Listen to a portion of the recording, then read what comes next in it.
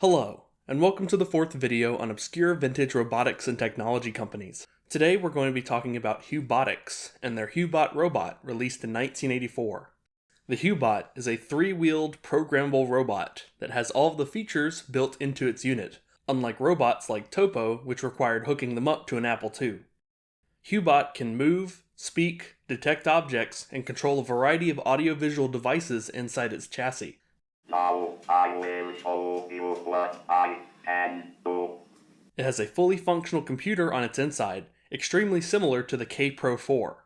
Its OS is running a custom variant of CP/M 2.2, which has built-in programs and a scripting language called HuCom. It is a flip-out ASCII keyboard to directly interface with its black and white monitor. User-made programs can control all aspects of the robot. Most notably was its built-in clock, which allowed for intricate alarm programs to be made fit for the customer's daily schedule. Its multiple AV units inside it were able to be turned on and off with user programs, but it didn't have any additional control outside of that. These AV units were an Atari 2600, an AM/FM radio, a stereo cassette deck, a TV tuner, and optionally purchased a 40-column dot matrix printer. The Atari system did not come with any games upon purchase, and it also wasn't licensed with Atari. Hubotics simply shoved an entire store-bought unit into the chassis.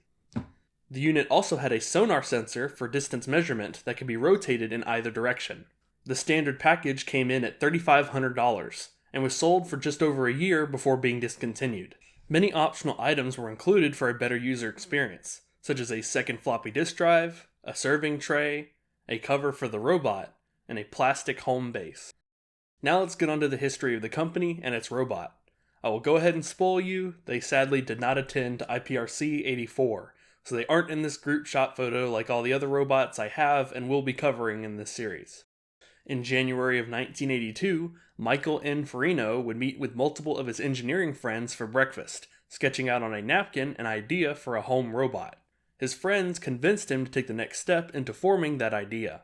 By the end of the month, he had formed the Hubotics Company.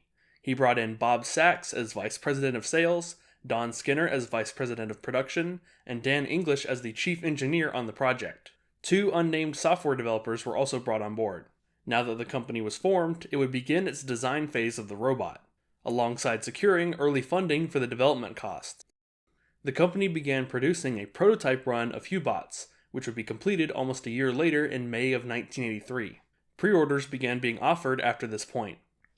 From January 7th through the 10th, 1984, the company would hold a booth at the Consumer Electronics Show. This was their first documented public unveiling of Hubot, alongside being when full orders would now be taken. Hubotics would claim that unlike other home robots being showcased, their robot wasn't just for hobbyists, programmers, or teachers, but a robot truly for home use. 2 months later, a patent for Hubot would be filed on February 6, 1984. Orders would begin coming in from retailers such as Abrams Strass, Macy's, and Sharper Image, and the company would begin producing its line of Hubots. The company planned it would most likely be able to ship 2,000, but was struggling to find investors willing to help fund such a large-scale production for such a new company. While the first set of proper Hubots were being made throughout 1984, the company was also looking into development for more options in the Hubot package. Like most of the home robots in development at the time, a vacuum attachment, alongside an articulated arm, were prototyped and tested. Alongside these, speech recognition, a cordless telephone with a 300 baud modem, an ability to remotely control Hubot, an ability for Hubot to detect its battery level and move to an auto charging station, an ability to plug Hubot into an electrical outlet to have it remotely control appliances, similar to the smart devices of today, and others were tested around this time.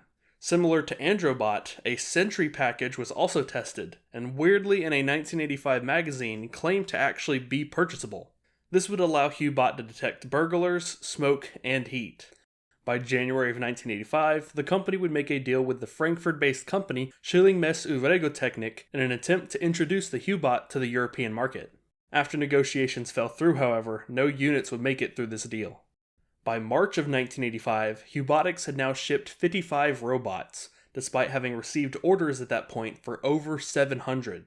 The company was struggling to still find any investors willing to risk the production costs of so many units.